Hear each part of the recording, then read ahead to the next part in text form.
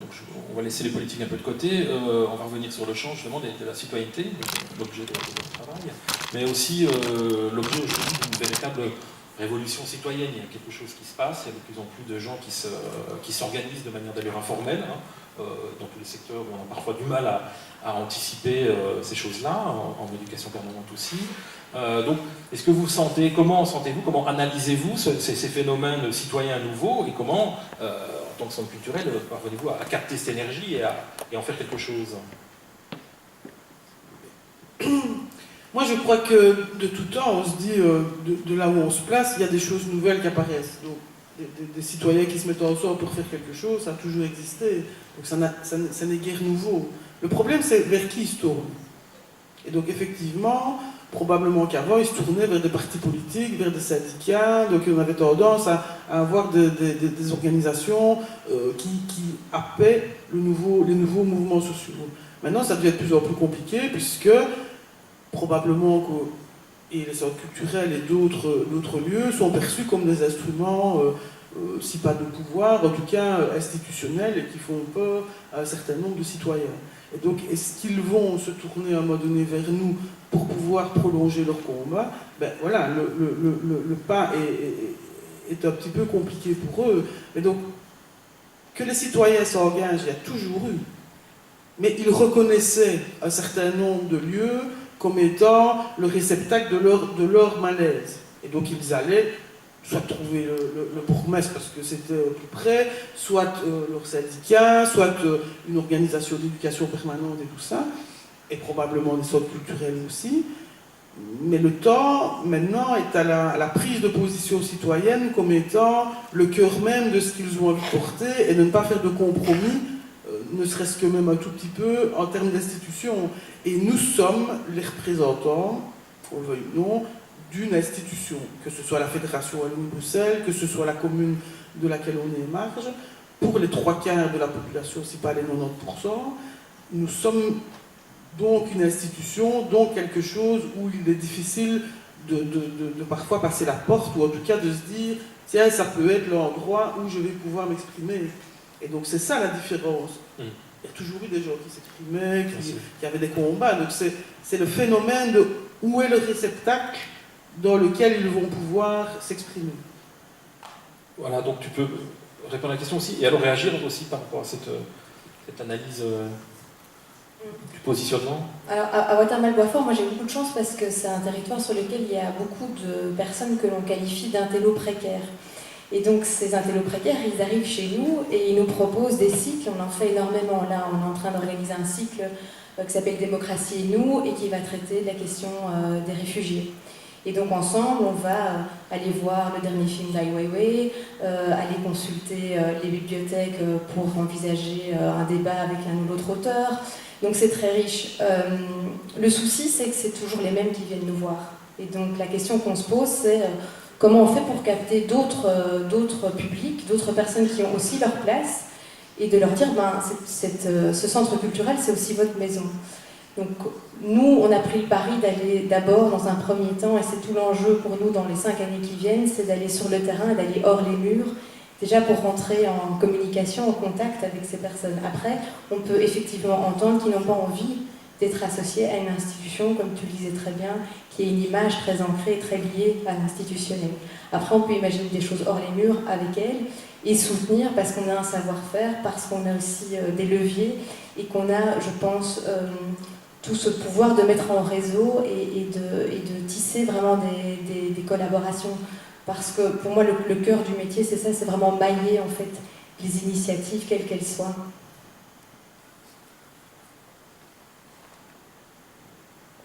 Alors, le phénomène citoyen nouveau.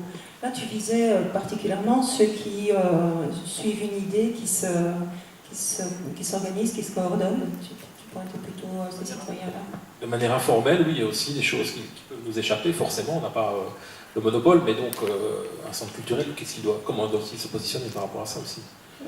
Aux citoyens qui se mobilisent. C'était ça ta question. Qui s'organisent aussi. Qui s'organisent, oui. Donc c'est vrai que parfois ce sont des citoyens qui ont créé une ASBL et qui sont effectivement actifs et qui essayent de développer leurs idées. Pour certains parmi ceux-là, c'est la crainte effectivement de venir vers l'institutionnel. Tu es une institution, je n'ai pas trop envie de me rapprocher, donc c'est vrai que c'est ce qu'on m'a parfois répondu. Il y en a d'autres qui ne sont pas en association type ASBL. Mais alors, la démarche, par contre, a été de répondre à la demande de l'un ou l'autre parmi ces citoyens qui sont demandeurs, telle qu'une école qui souhaitait faire connaître, par exemple, son type d'enseignement suivant la pédagogie Freinet, une autre qui souhaitait présenter le logement alternatif en conférence, etc. Et donc, à partir ou alors un collectif qui essaye de vivre dans un habitat alternatif aussi et qui était présent lors de cette soirée-là, de nous proposer un spectacle qui est créé par des proches à eux, etc. Et donc d'essayer d'insérer, leur demande est d'insérer dans notre activité ce qui les touche. Et dès lors que l'on le fait, on se rend compte qu'il y a une continuité qui est appelée dans l'accompagnement de leur réflexion, de l'ouverture de la discussion qui se déroule lors de la soirée de rencontre, et la demande de ceux qui sont présents de la poursuite de cette réflexion. Donc il y a quelque chose de bien qui s'enclenche là, et parfois c'est prétexte de partir avec ce qui les a amenés vers nous, d'utiliser leurs propos en allant par exemple dans un autre groupe où il y a des personnes plus éloignées de la culture telle que les groupes de lire et écrire, et de leur proposer le questionnement qui était en question, tel qu'une soirée a été proposée par exemple sur le deuil, et de venir avec cette thématique du deuil auquel on allait consacrer une soirée, parmi le groupe de lire et écrire, de se rendre compte que parmi le groupe présent, il y a une représentation de cultures différentes, et tout de suite un échange très riche de comment se vit le deuil chez eux, par exemple.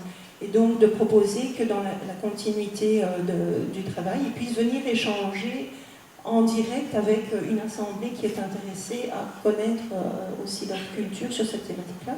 Donc voilà, d'une chose à l'autre, il y a moyen de se rapprocher les uns des autres sur des propositions qui n'émanent pas nécessairement de nous.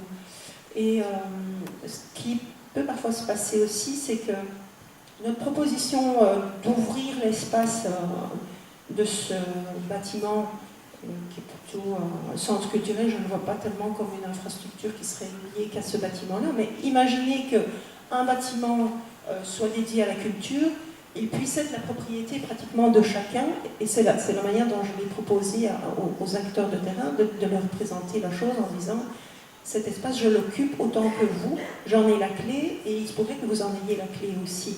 Venez l'occuper et faites-nous vos propositions. Ça, c'est très bien reçu également, et ça leur donne tout de suite une perspective différente de l'investir ce lieu. À présent, par la suite, ce qui a pu se passer d'assez encourageant, c'est que par exemple une troupe d'artistes débutants crée une pièce, et qu'au lieu de les laisser cantonner, donc ils utilisent l'infrastructure, ils ont la clé d'ailleurs, au lieu de les laisser cantonner dans leur univers pendant 1 an, 2 ans sur leur thématique, c'est de leur dire, et si vous restituiez en cours de route, ou qu'on pouvait vous accompagner à ouvrir à un public ce que vous êtes en train de faire, et puis qu'on puisse en plus enrichir votre matière par un échange à la suite de cette soirée. C'était la première fois qu'ils le faisaient, mais ça a été très enthousiasmant pour eux, parce que du coup, une matière très riche est arrivée lors de cette soirée-là, avec demande du public de pouvoir se rencontrer sur la suite de cette création, et c'est bienveillant aussi. Donc voilà, une quantité de richesses qui peuvent se faire par de petites choses d'ouverture aussi. Fabrice ? J'ai presque oublié ta question. On parlait des gens en fait, des gens, des vrais gens quoi. Tu sais que peu importe tes questions, j'arrive avec mes réponses. Donc. Ouais.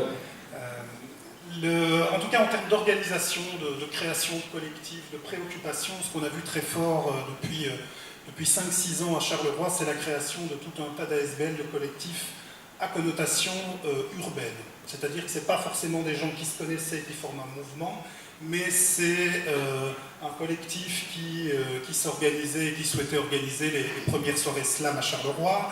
C'est tout un tas d'écoles de danse qui se qui se montent. Hein. Je pense d'ailleurs que la danse, et notamment la danse hip-hop, doit être la pratique culturelle la plus répandue à Charleroi. Il y a une quinzaine d'écoles, et il y a par exemple beaucoup plus de jeunes qui dansent du hip-hop que de jeunes qui aujourd'hui jouent de la guitare. C'est des collectifs qui voulaient organiser des battles de rap, c'est une équipe de roller derby qui cherchait à promouvoir aussi ces activités, c'est la création d'un skatepark, c'est le développement du street workout, une discipline assez spectaculaire qui consiste à faire des exercices de musculation à l'extérieur, et donc tout un tas d'initiatives de ce genre avec simplement des collectifs qui souhaitaient soit une tribune, une salle pour pouvoir organiser leurs activités, voire grossir, voire monter, enfin progresser. Et c'est ce qui aujourd'hui, en tout cas dans un premier temps, a véritablement fait une particularité, à mon avis, de notre centre culturel urbain, donc évidemment dans un contexte, à mon avis, diamétralement opposé que celui du beau canton. Et voilà, c'est ce qui fait par exemple qu'on a pris l'initiative depuis 2 ans de revoir le Fête de Wallonie et d'organiser un grand rassemblement de toutes ces pratiques urbaines, estimant qu'elles faisaient partie complètement de l'identité de la plus grande ville de Wallonie. L'autre dimension et l'autre montée en puissance de l'organisation des citoyens, c'est parce que je vois ma voisine, je me suis abstenu de lever les épaules quand elle a fait ses réflexions sur les publics plus âgés. Donc culture urbaine d'une part et d'autre part, c'est tout un mouvement citoyen et qui existait avant le film Demain, mais que le film Demain a quand même nettement stimulé, parfois soutenu par des ASBL, hein, la création de monnaie locale par Financité, le développement de tout le réseau Ville Fertile et du super boulot que fait le PAC actuellement autour d'une alimentation saine et d'une prise de conscience écologique. C'est la création de coopératives alimentaires, c'est tout ce que le film Demain a pu un peu cristalliser et qui a bien sûr une résonance, mais à mon avis ça dans à peu près tous les centres culturels de la communauté française. Non, oui, ça passe moyen. Ça c'est vite réglé. En termes d'habitants. On a beaucoup plus de boîtes aux lettres à Charleroi qu'à Liège. Voilà, c'est ce qui fait que... Donc, oui, parce que toi tu avais déjà exprimé ton idée très intéressante du rapport, la vision, la perception de l'institution. Jérôme, peut-être retomber sur la citoyenneté, donc comment... Par rapport aux initiatives citoyennes, il faut se rendre compte que, je parlais tout à l'heure des caractéristiques de 10 ans, donc quand on a une famille qui a du mal à boucler les fins de mois, qui pour beaucoup ne parlent même pas français, qui sont vraiment dans une situation de précarité, ils sont un peu loin de vouloir créer un potager collectif ou de vouloir faire des initiatives pour améliorer la vie de leur quartier. Ils sont dans une autre réalité. Maintenant, ça ne veut pas dire qu'en tant que centre culturel, on ne peut pas soutenir des initiatives qui sont déjà organisées ou mobilisées, mais qu'on ne peut pas non plus en initier. C'est aussi notre rôle d'être capteur de ce qui se passe dans les quartiers. On travaille en partenariat, en réseau, tu le disais. C'est important d'arriver à se faire avoir des oreilles ouvertes et à se dire, là, il y a une envie de quelque chose, peut-être là aussi. Et donc, concrètement, ce qu'on a fait, nous, après, c'est un exemple parmi d'autres, mais on a organisé une après-midi d'échange, un forum ouvert. Et de ça, il y avait 12 personnes. Hein, c'est très très peu, dont 5 Dijonais. Donc, finalement, c'est 3 fois rien, mais c'est une initiative parmi d'autres qui a réussi à faire germer certaines envies, certaines dynamiques de rencontres. Et de ce groupe est né, finalement, même à l'échelle dijonnaise où c'est compliqué au quotidien pour beaucoup de monde, une initiative, un groupe citoyen qu'on continue à suivre. Donc je pense qu'il y a vraiment moyen, à tous les niveaux, à l'échelle du territoire de la communauté française, de faire quelque chose. Oui, je pense qu'on a bien compris que la réponse, en tout cas à travers les témoignages ici j'allais dire de nos collègues, c'est pas vraiment mes collègues, mais enfin presque, à la question qui sous-tend la journée d'aujourd'hui, elle est assez positive. Je crois qu'on est assez convaincu qu'il y a vraiment un travail proactif des centres culturels pour être dans la contemporanéité éventuellement de ce monde particulier, plein d'angoisses très anxiogènes. Mais avant, donc, je me devrais maintenant, et je vais le faire, de reconnecter la discussion avec vous. Donc je suppose que plein de gens dans la salle ont aussi envie de partager des tas de réflexions et d'en faire profiter. Je pense notamment à celles et ceux qui n'ont pas des belles équipes, mais qui ont des toutes petites équipes sur des territoires. Voilà. Et donc, mais avant, il y a quand même une question où je vous prierai d'y répondre de manière tout à fait claire et libre. C'est par rapport au décret. Donc, ce décret qui a été approuvé, voté fin de l'année 2013 et qui est aujourd'hui la nouvelle norme dans laquelle tout le monde doit rentrer. Est-ce que, de part, justement, le système, la méthode, etc., est-ce qu'on peut dire que ça a plutôt été un frein, ou est-ce que c'est plutôt, je dirais, un adjuvant, quelque chose qui encourage le repositionnement des centres culturels aujourd'hui, petits, moyens ou gros?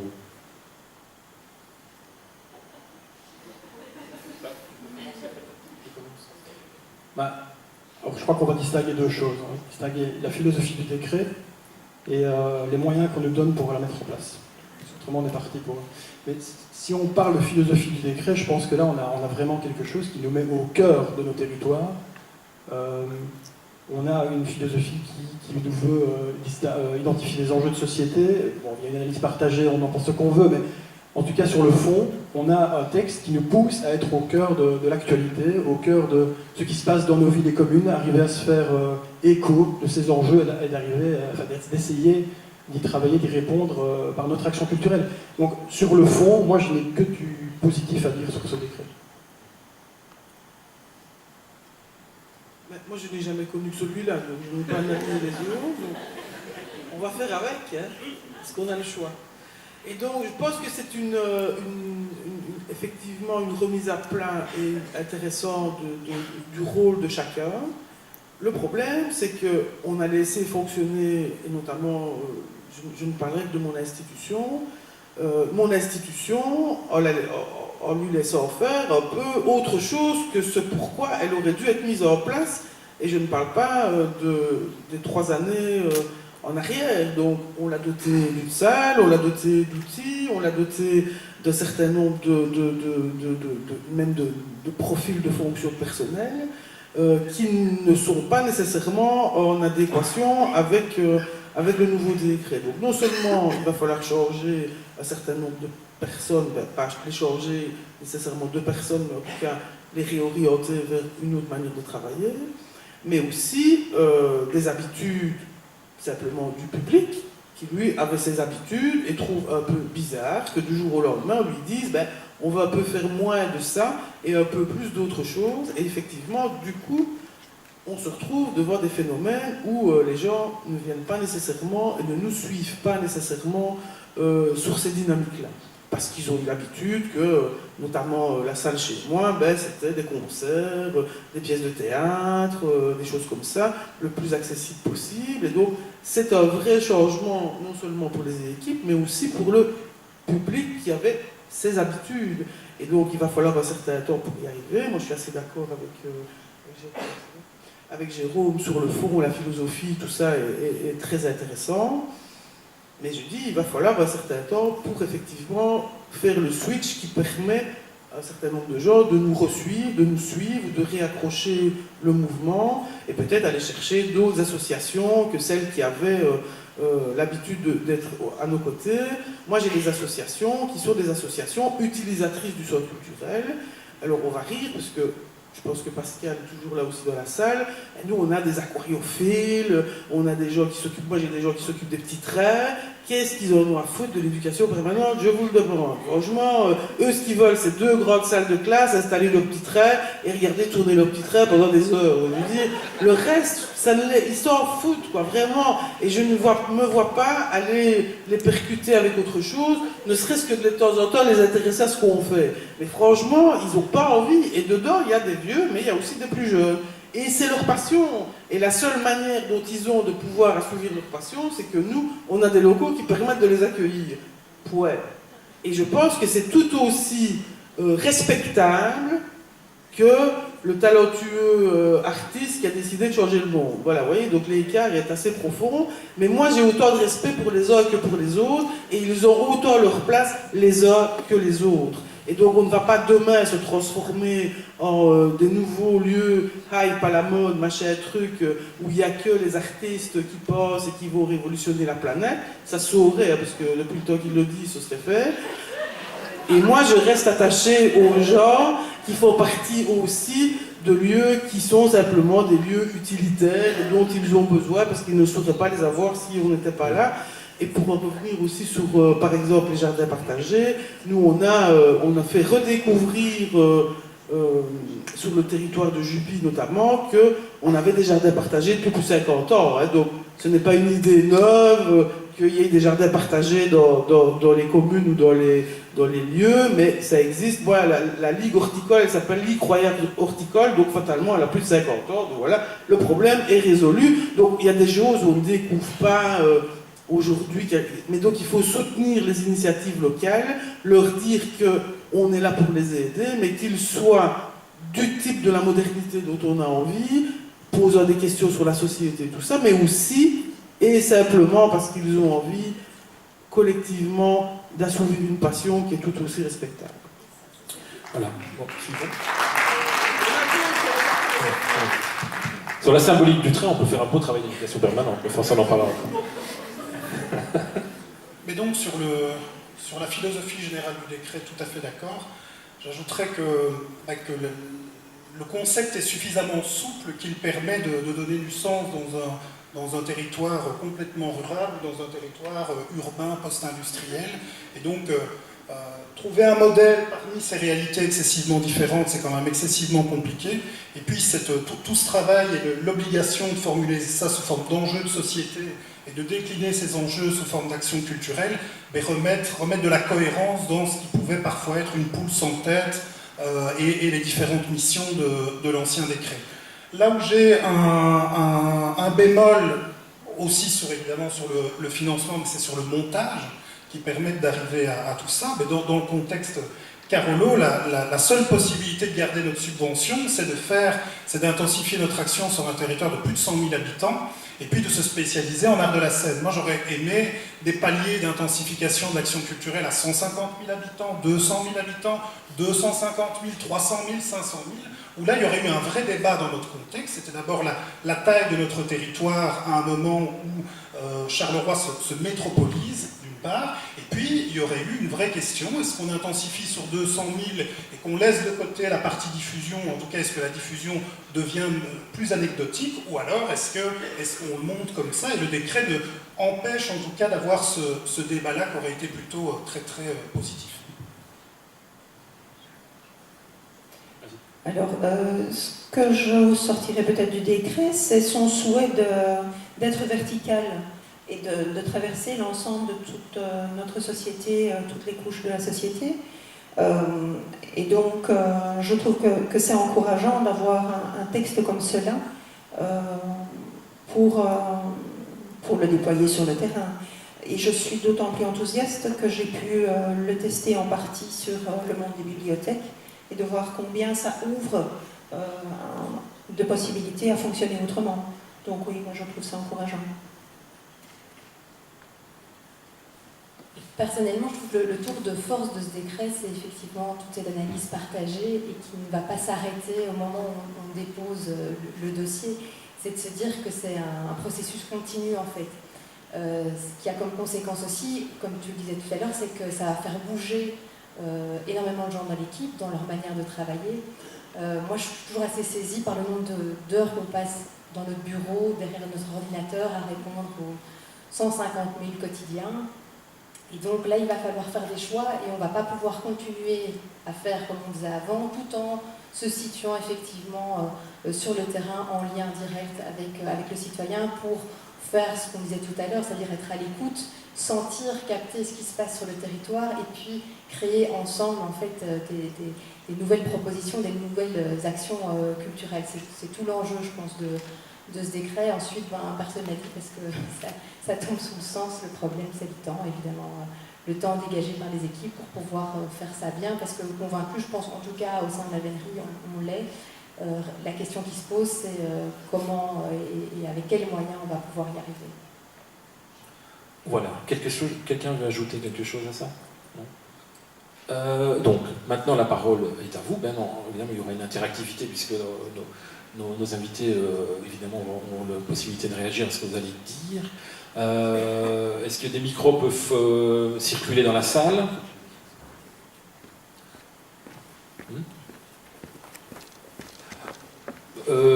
Est-ce qu'il y aurait moyen d'avoir un peu d'eau aussi, tant qu'à faire? C'est vrai que je commence à m'assécher ici. Donc, voilà, il y a plein de choses ont été dites, plein de choses ont été balisées, mais il y a encore plein de choses à dire. Je disais, toutes les situations des centres culturels, des 115, 116, je ne sais plus où on en est arrêté aujourd'hui, sont un peu... 117, merci, sont très variables, l'un n'est pas l'autre. Ce qui morcelle un peu le secteur parfois d'ailleurs, mais ça on y reviendra après. Donc exprimez-vous, toujours dans le cadre de savoir si oui ou non les centres culturels sont toujours pertinents aujourd'hui, sont des outils pertinents aujourd'hui dans une région qui s'appelle la Fédération Wallonie-Bruxelles. Ne me dites pas que vous n'avez rien à dire. Ou alors la prochaine fois, on n'amène que des citoyens qui, eux, vont parler forcément.